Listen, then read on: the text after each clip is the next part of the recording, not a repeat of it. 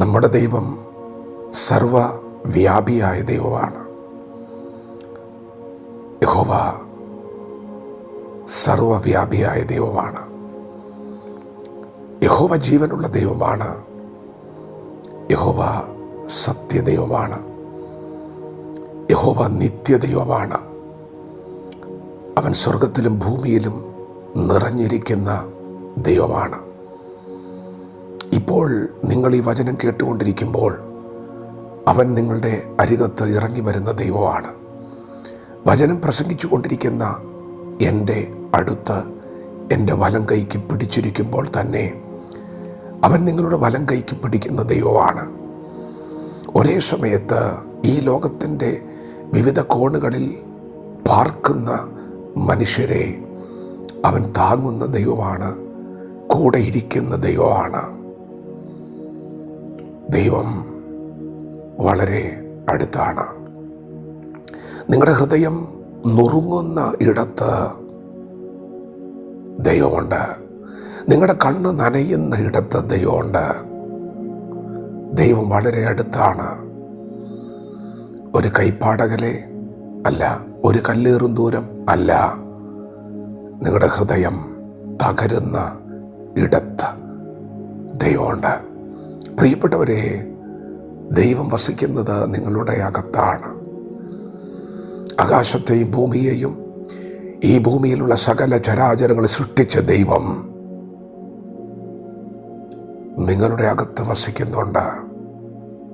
നിങ്ങളുടെ തലയിലെ ഓരോ മുടിയും കൊഴിയുന്നത് എണ്ണിയിരിക്കുകയാണ്.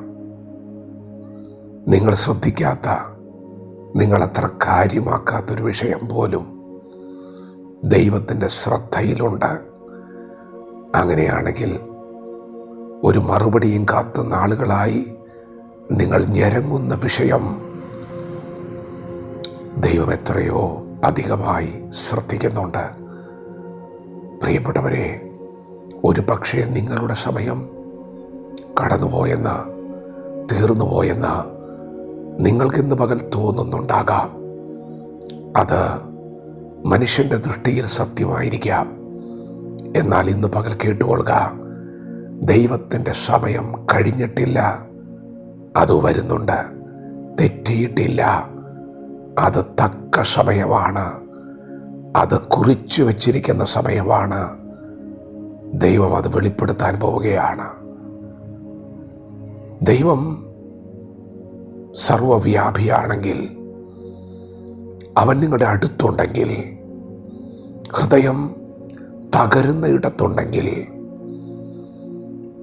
നിങ്ങൾ വലിയത് പ്രതീക്ഷിക്കണം. അത്ര അടുത്തു വന്നിട്ടുണ്ടെങ്കിൽ, അത്ര ചേർന്നിരിക്കുന്നുണ്ടെങ്കിൽ, നിങ്ങൾ ഇന്ന് പകൽ പുഞ്ചിരിയോടെ നടക്കണം.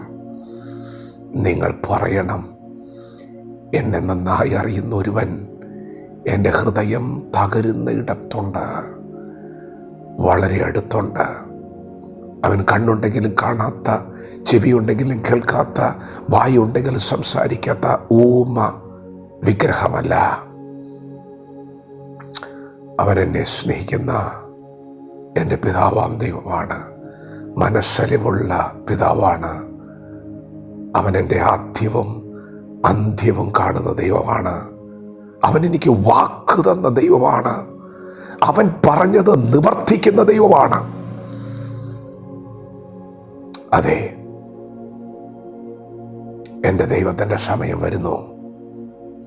എൻ്റെ കണ്ണിൽ നിന്ന് കണ്ണുനീരെല്ലാം തുടച്ചു മാറ്റുന്ന സമയം, അരുളി ചെയ്തത് നിവർത്തിക്കുന്ന സമയം, ദൈവത്തിൻ്റെ സമയം. വിശ്വസിക്കുക, ക്ഷമയോടെ കാത്തിരിക്കുക. ദൈവം നമ്മെ ഓരോരുത്തരെയും പകൽ അനുഗ്രഹിക്കുമാറാകട്ടെ. ആമേൻ.